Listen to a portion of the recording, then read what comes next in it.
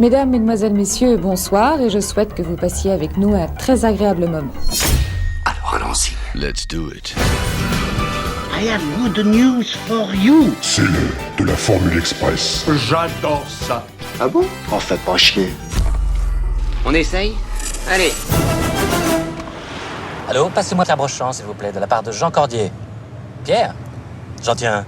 Comment est-il? Un champion du monde.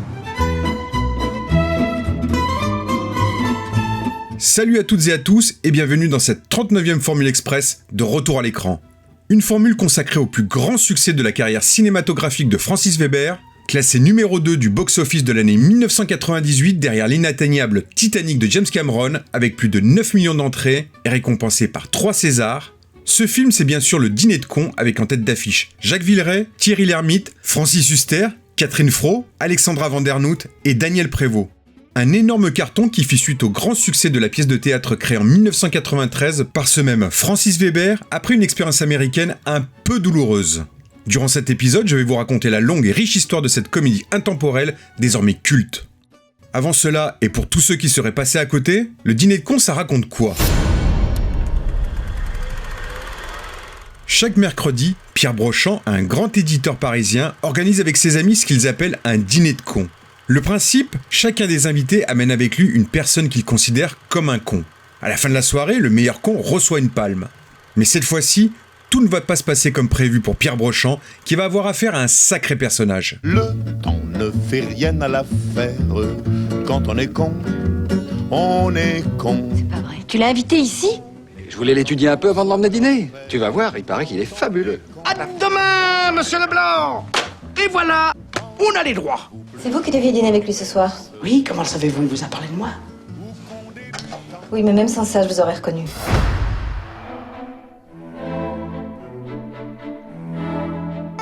Pour revenir aux origines du Dîner de cons, il faut repartir en l'année 1992.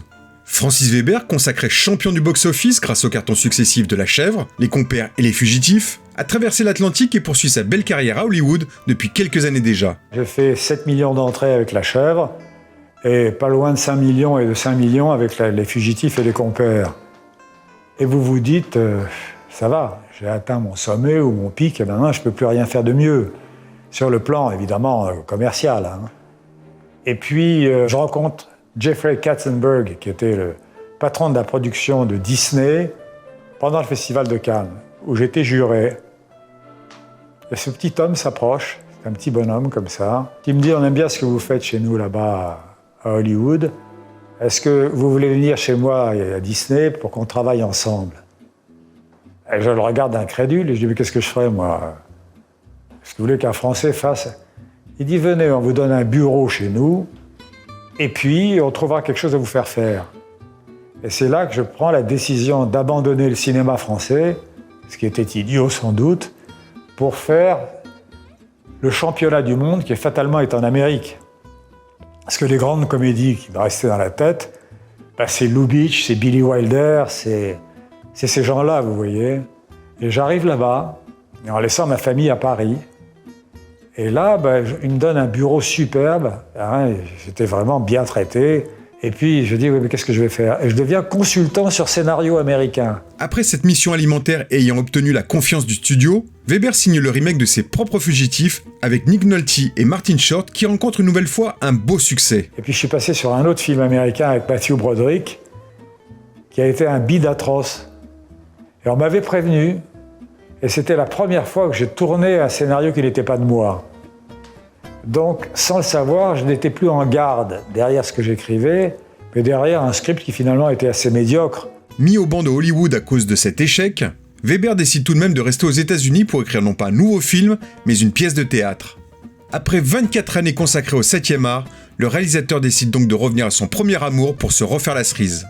C'est après avoir entendu la rumeur de dîner organisé par de riches hommes sans scrupules, qui invitaient de soi-disant abrutis pour se moquer d'eux, que Weber trouve rapidement l'inspiration et prend un premier acte en moins de 2 mois. J'avais entendu parler des dîners de cons, parce que ça existait.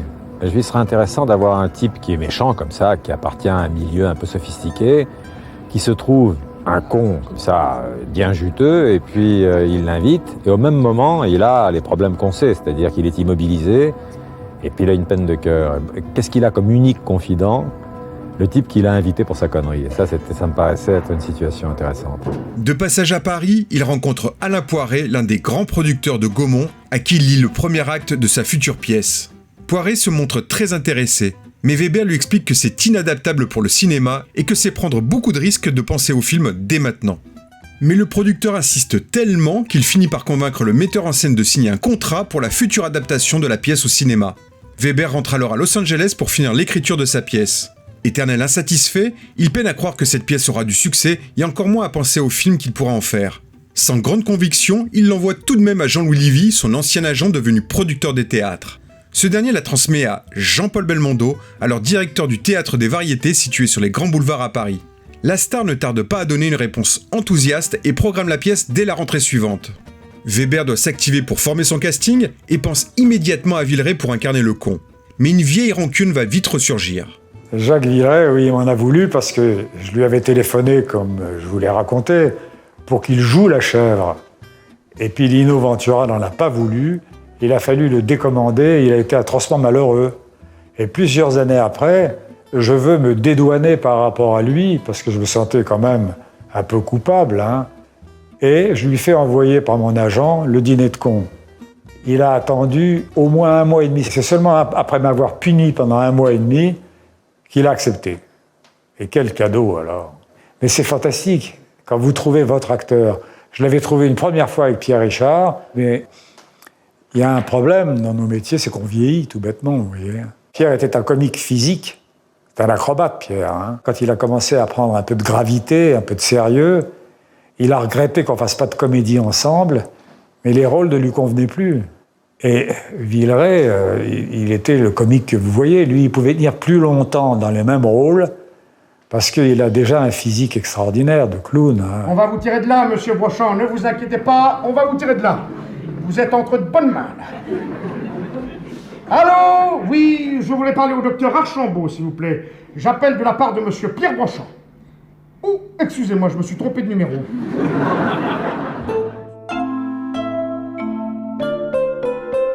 Il est prodigieux dans son travail.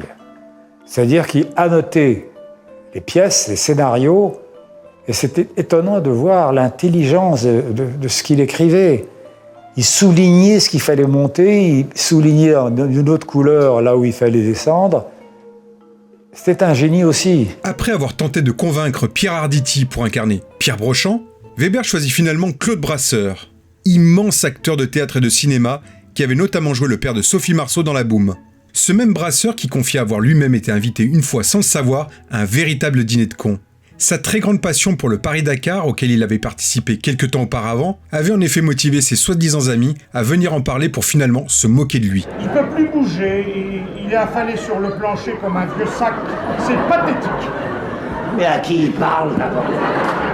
Mais à qui vous parlez, bordel? Excusez-moi, qui est à l'appareil, là? Pour compléter le casting, Weber fait appel à des habitués des planches comme Michel Robe, Gérard Hernandez et Philippe Brigaud. Les répétitions s'avèrent difficiles. Pierre Mondy, à qui Weber a confié la mise en scène de sa pièce, doit gérer un Villeray constamment ivre et un Brasseur en proie lui aussi à quelques addictions. Je me rappelle, la première lecture a été difficile. Parce que Villeray est un génie, mais il tapait un peu trop sur la bouteille, vous voyez. Et là, je sais pas, il était intimidé, et il a énormément bu avant de venir.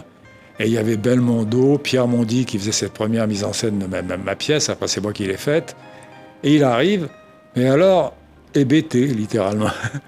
Et il lisait les répliques de Brasseur, qui était censé jouer son partenaire, son protagoniste. Et il lisait comme ça. Et j'ai écrit à Pierre, c'est dur. Il m'a répondu sur un petit bout de papier, oui. Et après, on a retrouvé le génie de Villeray. Après moult péripéties et beaucoup de sueur froide, tout finit par rentrer dans l'ordre pour la première qui a lieu le 18 septembre 1993 devant tout le gratin parisien. La pièce est un triomphe et sera jouée pendant près de 3 ans au Théâtre des Variétés. La question de l'adaptation du Dîner de cons au cinéma se pose logiquement très vite. Mais Francis Weber a d'autres aspirations et demande à Alain Poiret, le producteur de la Gaumont, de patienter un peu. Le réalisateur a en effet envie de refaire une comédie exotique dans la droite lignée de La Chèvre. Il se lance alors dans la mise en scène du Jaguar, un nouveau buddy movie avec Patrick Bruel et Jean Reno en tête d'affiche. Mais qu'est-ce que tu fous là encore? Je lui demande pourquoi il vous a dessiné des peintures rituelles sur le visage. Il m'a quoi?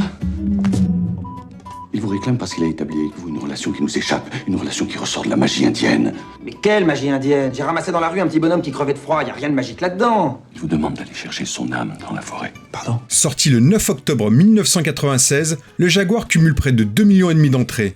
Un semi-échec pour Weber, habitué à faire des scores 2 fois supérieurs. La Gaumont qui a produit le Jaguar est également déçue du résultat, et pousse alors le réalisateur à lancer enfin l'adaptation de son Dîner de cons. C'est pas facile d'adapter, parce que vous aviez fait l'adaptation de La Cage aux folles pour le cinéma, et vous disiez vous-même d'ailleurs que le film était moins drôle que la pièce. Oui. C'est difficile, non? C'est-à-dire que dans le cas de La Cage aux folles, c'était difficile déjà parce qu'ils ont changé l'acteur. Ouais. Ils ont pris Tognazzi, qui était italien et qui a joué en italien, en face de Serrault en français. Ah ouais. Il avait signé le contrat pour le jouer en français, Tognazzi. Et quand il a vu que Serrault était tellement bon, il a dit « je joue en italien ». Moi. Il a eu la trouille. Ce qui fait que ça a dérythmé le film. Et puis en plus, la pièce était une pièce d'acteur, La Cage aux folles. Ce qui fait qu'ils faisaient des traditions tous les soirs. Oui. Et la pièce pouvait avoir une demi-heure de plus certains soirs, vous voyez. Donc le film qui était obligé de canaliser et de contraindre tout ça, était à mon avis moins drôle que la pièce. Mais malgré cette expérience frustrante, Weber décide lui aussi de prendre le risque de changer la grande majorité des acteurs présents dans la pièce, ne conservant que Jacques Villeray dans le rôle du con. Alors pourquoi vous n'avez pas pris Brasseur? Il est trop vieux? Écoutez, c'est cruellement dit ce que vous venez de dire, mais en fait, il faut que l'acteur... Le cinéma est plus réaliste que le théâtre. Alors, on peut imaginer, effectivement, Sarah Bernard jouant l'Aiglon à 60 ans. Ouais. Mais là, un homme de la génération de Brasseur qui était épatant au théâtre, qui joue au Dîner de cons à la soixantaine... Ouais, vous y croyez pas? Ah, pas beaucoup. Et en plus, il y avait quelque chose qui collait pas entre Brasseur et Villeray, c'est qu'ils étaient tous les deux un peu empâtés et un peu calvicieux, c'est-à-dire ils perdaient leurs cheveux tous les deux. Ils se ressemblaient presque. Ce qui fait que quand j'ai mis l'ermite en face de Villeray, vous aviez un type sur lequel les faits s'étaient vraiment penchés. Ses yeux, ce physique, cette taille. Et en face, Villeray ressemblait à E.T. Il était globuleux comme ça, il était touchant. Et c'était plus fort. Philippe Brigaud, qui jouait le professeur Archambault au théâtre, fait également les frais du choix de Weber. Je ne sais pas la vraie raison, mais c'est comme ça en France, probablement parce que c'est comme ça aux États-Unis. On reprend rarement dans les films les acteurs qui ont joué, disons, les rôles secondaires dans les pièces. On reprend parfois la vedette, et encore pas toujours, mais donc, aussi bien Hernandez que moi, on savait qu'on ne ferait pas la tournée. La pièce durant près de 2h30, Weber remanie également tout son texte pour qu'il colle au mieux au rythme du grand écran et pour éviter le piège du théâtre filmé soporifique. C'est probablement plus difficile parce qu'il n'y a pas le dialogue entre le public et l'acteur, si vous voulez, parce que il y a une connivence qui s'établit si la pièce plaît au public entre l'acteur et le public, et là, il lui suffit de faire un geste, de regarder d'une certaine manière pour que le public reparte dans le rire. Alors qu'au cinéma, il y a quand même une distance entre l'écran et les acteurs, entre l'écran et les spectateurs, pardon, et il faut donc que la situation soit plus ficelée, plus forte peut-être, pour arriver à faire rire. Weber bénéficie également d'un budget confortable de 82 millions de francs, soit près de 13 millions d'euros, permettant la construction d'un appartement XXL pour aérer un maximum son film. C'est Tissandier, le décorateur, Hugues Tissandier, qui a voulu, et il a eu raison, donner à l'appartement quelque chose de, entre guillemets, gigantesque pour enlever la claustro du théâtre, vous voyez. Et donc j'ai effectivement le luxe d'avoir une tour Eiffel merveilleuse. C'est fantastique, parce que moi on a l'impression de ces appartements du Champ de Mars, là avec la tour Eiffel qu'on pourrait toucher du balcon. Et puis c'est la première fois que je filme en scope, ce qui est bizarre, parce que avant j'ai filmé par exemple le Jaguar, où il y a des paysages amazoniens merveilleux, mais j'étais en 1,85. Et là justement, parce que le scope c'est le format idéal du cinéma, j'ai fait du scope pour la première fois dans probablement mon film le plus intimiste. Oui, c'est vrai. Et de voir le visage de Villeray sur un écran de 22 mètres, je me suis découvert que c'était des paysages extraordinaires, les visages. Un gros plan en scope d'un acteur, c'est aussi intéressant, sinon plus, que les chutes du Niagara. On admire leur talent de très près. Les 82 millions, non, sérieusement? Le temps. Le temps, d'accord. Le temps, c'est très cher au cinéma, le temps. Et comme je voulais donner un rythme au film pour le déthéâtraliser, on a beaucoup travaillé au niveau des prises. Il m'est arrivé de faire quelquefois 30 prises avec les acteurs. Le tournage s'avère en effet très difficile pour certains, comme Thierry Lhermitte qui découvre avec douleur la direction d'acteur selon Weber. Ah oui, c'était dur, oui, parce que Francis Weber, il veut entendre ce qu'il a écrit. Ah oui. Voilà. Ah oui, il n'est pas commode avec les acteurs. Et non. Donc, moi, j'étais pas habitué à ça. Mais honnêtement, ça m'a beaucoup appris, en fait. J'ai beaucoup souffert, mais ça m'a beaucoup appris. Mais c'était quoi dans la rythmique, en fait, de Non, mais oui, c'est la musique. Ouais. C'est la musique. C'est pas que la musique, c'est plus intelligent que ça. C'est le sens. Ouais. Il veut le sens qu'il a écrit. Et le sens, il sort entre autres par la musique.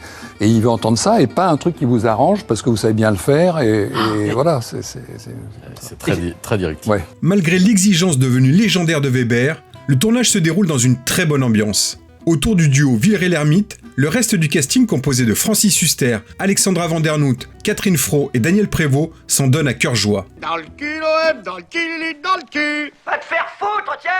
Toi aussi, va te faire foutre. Oh, mais quel connard, ce type. Oh, allez, l'OM, oh, chiotte, l'OM. Oh, chiotte, l'OM. Oh, chiotte, l'OM. Quel connard. Je le rappelle. Ah, mais il est hors concours, celui-là. C'est comme ça depuis 1 heure, ça n'arrête pas. C'est pas grave, je vous dis, je le rappelle, on s'engueule tout le temps, on s'adore.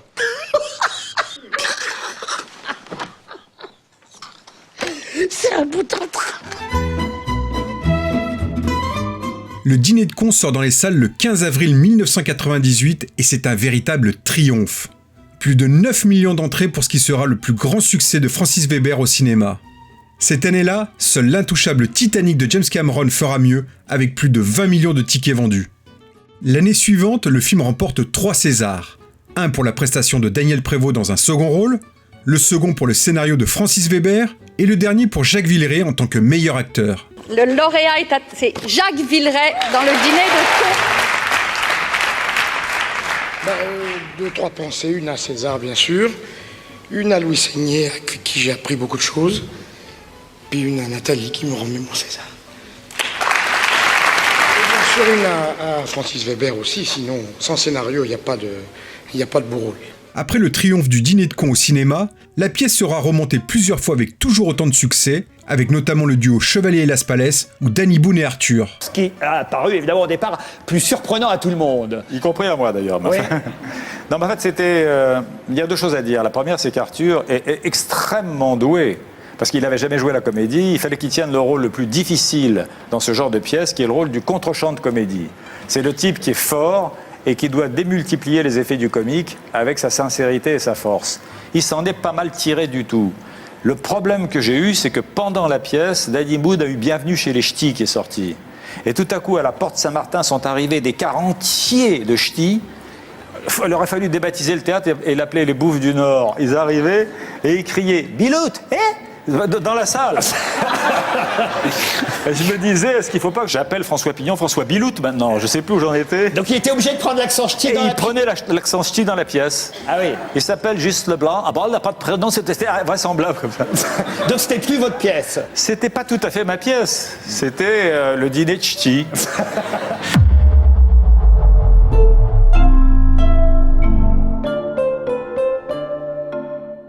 25 ans après sa sortie, le Dîner de cons est devenu, à l'instar de la trilogie réalisée par Weber avec Pierre Richard et Gérard Depardieu, un véritable classique de la comédie populaire française. Il suffit de voir les chiffres d'audience à chacune de ses diffusions à la télévision pour s'en convaincre. Le film n'a en effet pas pris une ride grâce à la plume que l'on peut aisément qualifier de brillante de Francis Weber. Il s'appelle Juste Leblanc. Ah bon, il n'a pas de prénom? Je viens de vous le dire, Juste Leblanc. Leblanc, c'est son nom, et c'est Juste son prénom. Monsieur Pignon, votre prénom à vous, c'est François, c'est juste? Oui. Eh bien, lui, c'est pareil, c'est juste. Bon, on a assez perdu de temps comme ça. Le temps ne fait rien à l'affaire. Quand on est con, on est con. C'est la fin de cette Formule Express consacrée au Dîner de cons. On se retrouve très bientôt pour d'autres remises en lumière. En attendant, tous nos autres épisodes sont toujours disponibles à l'écoute sur notre site retouralécran.fr, sur YouTube et sur les meilleures plateformes de podcast et de streaming musical. À très vite. Traverse, vieux con des neiges d'antan. Si je devais résumer ma vie aujourd'hui avec vous, je dirais que c'est d'abord des rencontres. C'est vrai que je ne vis que pour le cinéma. Pour être aimé, il faut être aimable. Vous voulez un chocolat? C'était pas ma guerre. Back and forth. Force. Quelle est votre devise? Je m'appelle Bond. James Bond. Vous délirez totalement là. C'est ça qui permet de voyager à travers le temps. La vie a plus d'imagination que nous. J'espère que je ne vous apprends rien. Vous êtes un mélancolique. Mélancolique, mon cul.